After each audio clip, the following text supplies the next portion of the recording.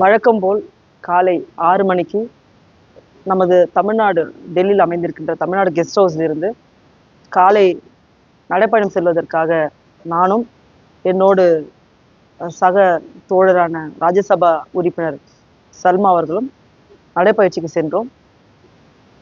செல்லும் பொழுது ஒரு 10-15 நிமிடங்களுக்குள்ளாக தூதரகங்கள் இருக்கின்ற அதிகமான அந்த தமிழ்நாடு கெஸ்ட் ஹவுஸ் பக்கத்துல நிறைய தூதரகங்கள் இருக்கின்றது.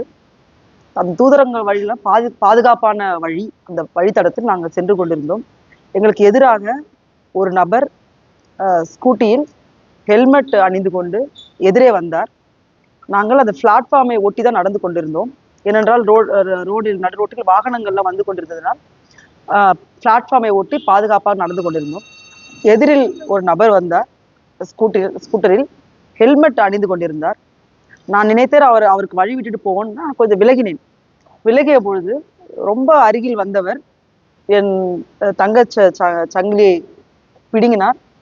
நான் ரியலைஸ் பண்றதுக்குள்ள துணியையும் டோர் மை க்ளோத்ஸ், துணியை இழுத்து அறுத்து விட்டார். நான் கத்துறேன், அதுக்குள்ள அவர் போயிட்டாரு. நெக்ல கொஞ்சம் ஒரு சின்ன இன்ஜுரி இருக்கு, ஒரு சின்ன கிராச்சஸ் இருக்கு. அவர் போறாரு, ரொம்ப ஸ்லோவா என்னமோ சாதிச்சுட்டு போற மாதிரி ரொம்ப ஸ்லோவா போறாரு அவரு. நான் கத்துறேன், சாலையில கொஞ்சம் பேர் இருந்தாங்க, நானும் கத்துறேன். என்னோட இருந்த சக எம்பியும் ஹெல்ப் பண்ணுங்கன்னு நாங்க கத்தும் பொழுது அங்க யாருமே ஒருவர் கூட வரவில்லை. எனக்கு ரொம்ப ஷாக்கா இருந்தது. ஸோ அதுக்கப்புறம் நான் திரும்பி நடந்து மறுபடியும் தமிழ்நாடு கெஸ்ட் ஹவுஸ்க்கு திரும்பி வரோம். ஒரு 2 மினிட்ஸ் டிஸ்டன்ஸ்குள்ளேயே 2 மினிட்ஸ்குள்ளேயே நான் வந்து ஒரு டெல்லியோட பேட்ரோல் வெஹிக்கிளோட பார்த்தேன். உடனடியாக நானும் சக நாடாளுமன்ற உறுப்பினரும் விரைந்து சென்று அதுல 2 காவல் அதிகாரிகள் இருந்தார்கள். விரைந்து சென்று சொன்னேன், இந்த மாதிரி ஒரு செயின் வந்து பறிச்சுட்டு போயிட்டாரு, கொஞ்சம் நீங்க வந்து புடிங்க அவரை அப்படின்னு சொல்றேன். என் துணியை கிழிந்திருந்தது, என்னோட ஆடை கிழிந்திருந்தது. அதை பார்த்தார்.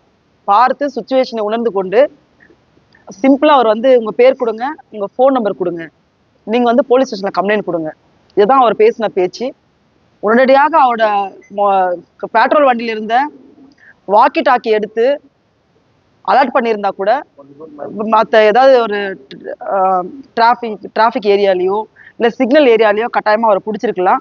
ஆனா அதை வந்து சிம்பிளாவே இந்த போலீஸ் வந்து என்ன ஹேண்டில் பண்ணது வந்து எனக்கு செயின் பறி கொடுத்தது, அந்த நடந்த சம்பவத்தோட அதிர்ச்சியை விட டெல்லி காவல் அதிகாரிகள் நடந்த அதிர்ச்சி தான் பயங்கரமா இருந்துச்சு எனக்கு, எந்த ஒரு ரெஸ்பான்ஸும் பண்ணாம. ஏன்னா தமிழ்நாட்டுல ஏதாவது ஒரு சம்பவம் நடக்குது சாலையிலன்னா, ஒரு யாருக்கோ நடக்குதுன்னா, தப்பு நடக்குதுன்னா இன்னொரு 10 பேர் ஓடி வந்து சாலையில இருக்கவங்க பார்த்து வந்து காப்பாத்துவாங்க.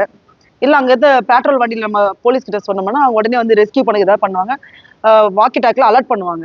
ஆனா அந்த மாதிரி எந்த ஒரு விஷயமும் இங்க நடக்காதான் எனக்கு மிகப்பெரிய ஷாக்காவே இருந்தது. அதுக்கப்புறம் நாடாளுமன்ற விப் அவர் மாணிக்க தாக்கூர் அவர்கிடம், நாடாளுமன்ற உறுப்பினர், விருதுநகர் நாடாளுமன்ற உறுப்பினர், அவர் கால் பண்ணி இன்ஃபார்ம் பண்ணேன். அவர் உடனே போலீஸ் கலெக்ட் பண்ணாரு. போலீஸ் வந்து நம்ம கிட்ட கம்ப்ளைண்ட் வாங்கினாங்க, டீட்டெயிலாக கம்ப்ளைண்ட் கொடுத்தோம். அட் த சேம் டைம் வந்து நமது உள்துறை அமைச்சர் மாண்புமிகு அமித்ஷா அவர்களுக்கும் நாடாளுமன்ற ஸ்பீக்கர் மாண்புமிகு அவருக்கும் வந்து 2 பேருக்குமே மெயில் போட்டிருந்தேன். சன்சாதன் அஃபிஷியல் மெயிலிலிருந்து கம்ப்ளைண்ட் அனுப்பிச்சிருந்தேன்.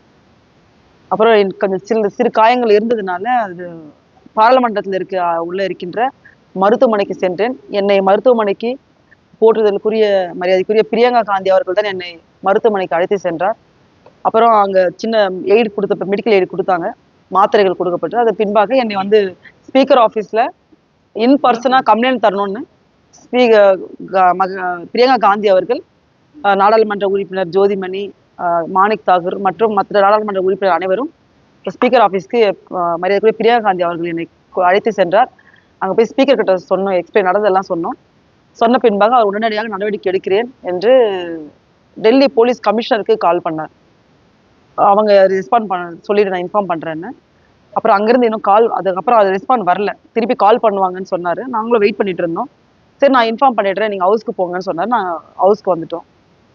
இதுல என்ன விஷயம்னா, டெல்லியில காலையில பகல்ல ஒரு மிகப்பெரிய உயரிய பாதுகாப்பு உள்ள இடம் தான் இந்த தூதரகம் அமைந்திருக்கின்ற இடம். அதுவும் அந்த செக்ஸ் ரிபப்ளிக் பிளஸ் போலாந்து அந்த தூதரகம் அமைந்திருக்கின்ற இடங்கள், அதிகப்படியான சர்வேலன்ஸ் கேமரா இருக்குது அங்க.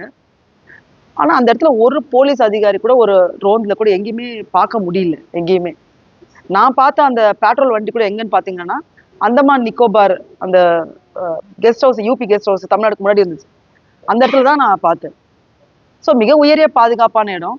காலை வேளையில ஒரு பெண் நாடாளுமன்ற உறுப்பினருக்கே பாதுகாப்பு இல்லை.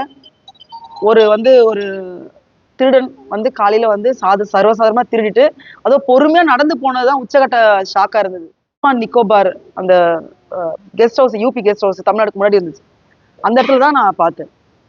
ஸோ மிக உயரிய பாதுகாப்பான இடம். காலை வேளையில ஒரு பெண் நாடாளுமன்ற உறுப்பினருக்கே பாதுகாப்பு இல்லை. ஒரு திருடன் காலையில சர்வசாதாரணமா திருடிட்டு அதுவும் பொறுமையா நடந்து போனதுதான் உச்சகட்ட ஷாக்கா இருந்தது. பொறுமையா அந்த பைக்ல நடந்து போல அந்த ஸ்கூட்டில பொறுமையா ஓட்டிட்டு போனதான் ரொம்ப ஷாக்காவே இருந்தது எனக்கு. ஏன்னா அவர் இங்க இருக்க காவல்துறைக்கு பயப்படலன்னு நினைக்கிறேன் நானு. அந்த மாதிரி இருந்தது காலையோட பிஹேவியர் பார்த்தா. அப்புறம் காவல் அதிகாரி பேட்ரோல்ல இருந்த போலீஸ் சொன்னா அவரும் பெருசா அதை ரியாக்ட் பண்ணவே இல்லை. இதெல்லாம் பார்த்தா டெல்லியில பெண்களுக்கான சேஃப்டி என்பது மிக கேள்விக்குறியாக இருக்கின்றது. இந்தியா முழுவதுமே பெண்கள் பாதுகாப்பாக வாழ்வதற்கு தகுதியற்ற நாடாக தான் இன்னைக்கு இந்தியா இருந்து கொண்டிருக்கிறது. அது 2வது இடத்துல இருக்கோம் நம்ம. அது மிகப்பெரிய வெட்கக்கேடு. இன்றைக்கு ஒரு நாடாளுமன்ற உறுப்பினருக்கே இந்த மாதிரி ஒரு நிலைமை.